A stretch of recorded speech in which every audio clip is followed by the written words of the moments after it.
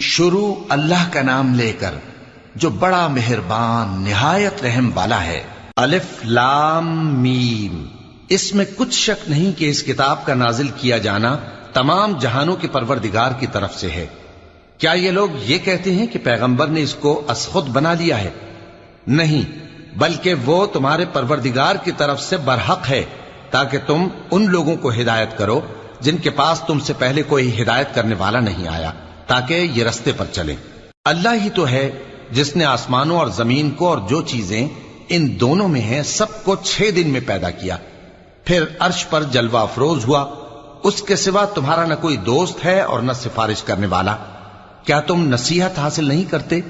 وہی آسمان سے زمین تک کے ہر کام کا انتظام کرتا ہے، پھر ہر کام ایک روز جس کی مقدار تمہارے شمار کے مطابق 1000 برس ہوگی اس کی طرف رجوع کرے گا۔